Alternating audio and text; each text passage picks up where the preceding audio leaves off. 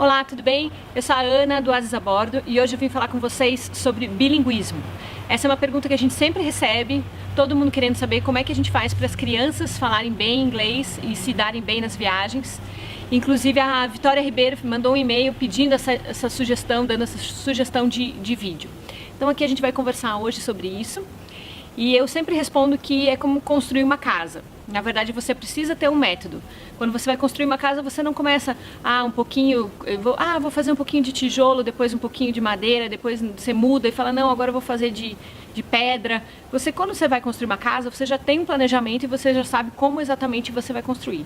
Então, o bilinguismo também é assim, você tem que determinar como que você vai fazer esse processo. Aqui em casa, a gente se baseou em 4 pilares.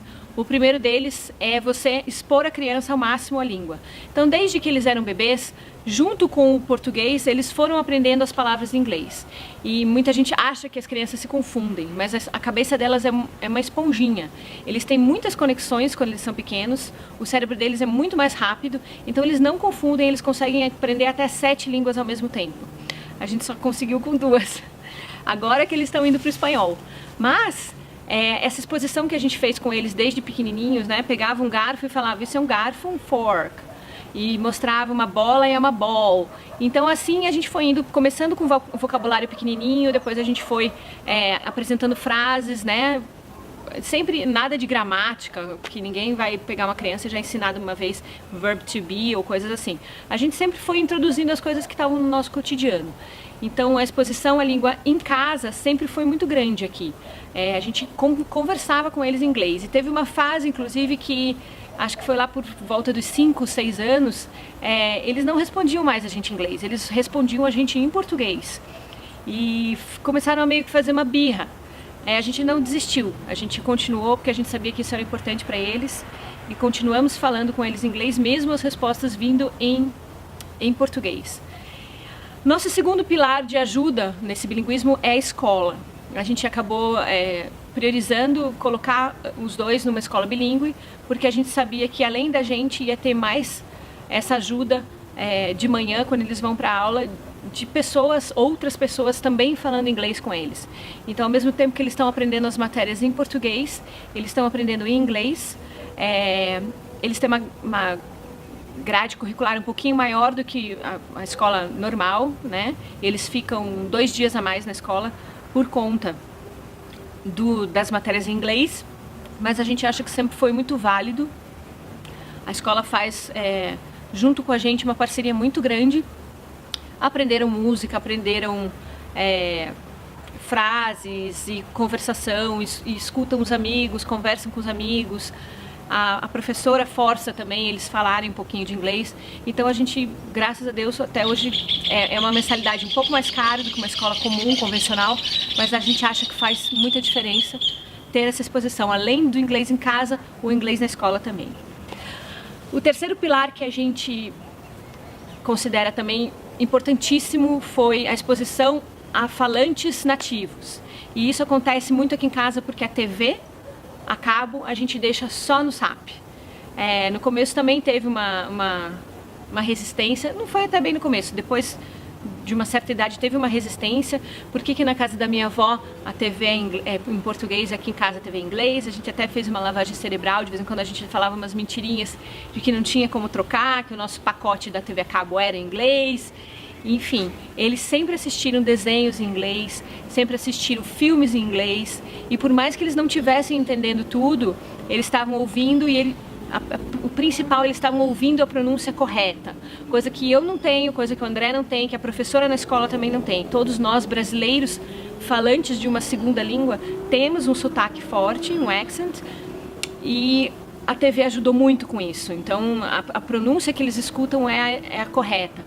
E o legal da TV é que eles assistem programas americanos, ingleses, desenho australiano, tem coisa que vem da África do Sul. Então já é uma mistura de sotaques que eles já estão acostumados de ouvir na TV e tentar buscar essa compreensão sendo qualquer sotaque. Então a TV e a internet hoje em dia, porque agora eles estão migrando, né, assistindo muito mais YouTube e Netflix, então acaba que a internet também ajuda muito com como a TV nessa pronúncia que eles têm hoje muito boa. E o nosso quarto pilar, e o que a gente mais gosta, né, é a exposição em viagens.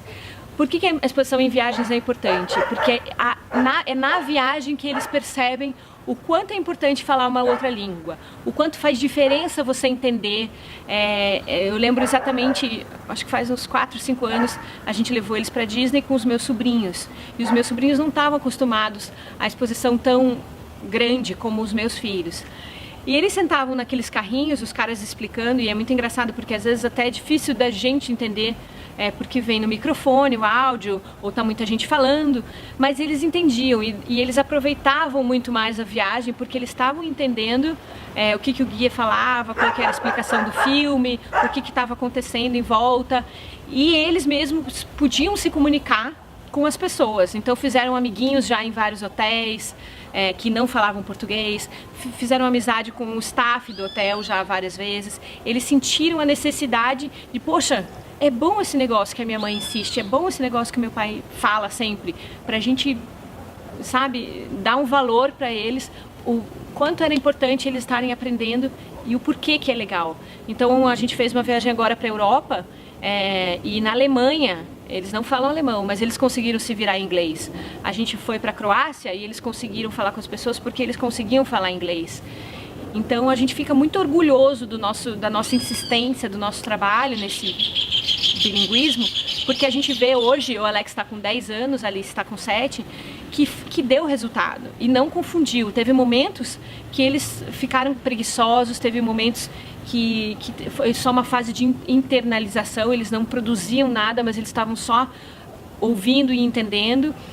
Hoje o Alex já escreve muito bem, a Alice já lê em inglês também, então foi um pouquinho de tudo. Foi essa mistura, essa receita, onde a gente está construindo essa casa com esses 4 pilares, formando essa base boa.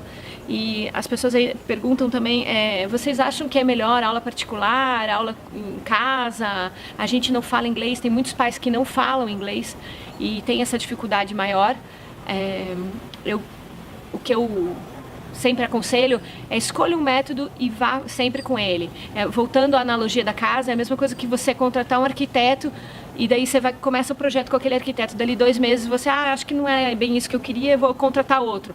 Aí pega um outro com uma outra visão que deve fazer uma casa diferente. Então essa casa no final vai sair não vai ficar bonita, né? Ficar aquela coisa meio assim. É isso que acontece quando você, até pra gente adulto, quando você começa com um método e depois você desiste daquele, vai para outro e vai para outro e vai para outro. Então a minha sugestão é vocês encontrarem o que vocês acham que é adequado e seguir com aquilo do início ao fim, para ver o resultado. Não vai acontecer em 1 ano, não vai acontecer em 2. Aqui em casa está acontecendo ao longo do tempo e fazem já 10 anos que a gente está criando uma família bilíngue. Eu espero que tenha sido útil para vocês. Se vocês tiverem dúvidas, às vezes o bilinguismo é o inverso, né? A pessoa tá vivendo fora do país e quer ensinar o português. Também acontece essa inversão, né, dos expatriados. Mas se tiverem alguma dúvida, deixem aqui embaixo no vídeo. A gente adora falar sobre isso e sempre mandem perguntas, tá? Não esqueçam de se inscrever no canal e ativar o sininho para vocês receberem notificações quando a gente gravar outros vídeos tão legais como esses. Se foi legal, se foi útil, por favor, curte e até a próxima!